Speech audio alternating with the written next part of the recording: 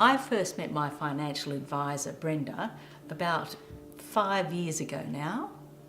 Barry was still alive then. We wanted to get sorted for our retirement. It's definitely turned out to be a good move, but it wasn't what I expected.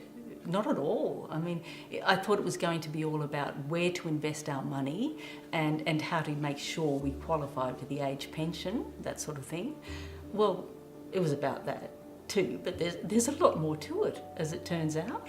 They had all the finance and investment stuff done and dusted pretty much straight after our second meeting. Well, I remember saying to Barry at the time, well, that's that then. Do we really need to go back and see them for a checkup every 6 months? Barry was pretty definite about that we should. He didn't say it then, but it was because he already knew he was crook. He wanted to be sure I'd have someone I could count on if he wasn't around. Well, 6 months later, he wasn't. It was that quick. Anyway, the thing is, even if Barry was still around, we'd still be lost. I mean, completely up the creek without Brenda and her team. I'll give you one example. So it was just last year, my youngest daughter, Sophie, she found this little property she wanted to buy. 5 acres, really pretty, and not far from town. She fell in love with it. And I could see why, but she didn't have the money for it, basically. I really wanted her to have it, but that would use up all my savings. The thing was, though, that she wanted me to come and live with her so she could look after me, because my own health isn't looking too good now either. Her sisters had their doubts, though, especially when we found out that these building works on the property had been done without council approval.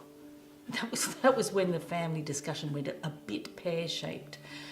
So we all trotted off to see Brenda, and she was very clear. She said, if you go ahead with this, you'll have all your eggs in one basket.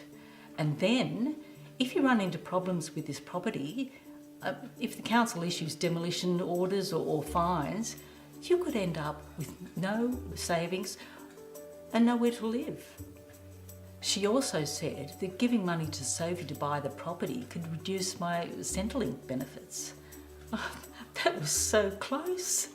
I mean, Brenda helped us make the right decision for sure. Even better, we had an objective expert to make the call. If I'd done it on my own, it would have caused all sorts of ructions between the girls. It could have been a total disaster. Brenda's helped us out with lots of issues along the way. I mean, she's kept me on track, you know? And I have to say, I just like knowing there's someone there I can call on. Someone who cares about me and understands me. That's worth so much.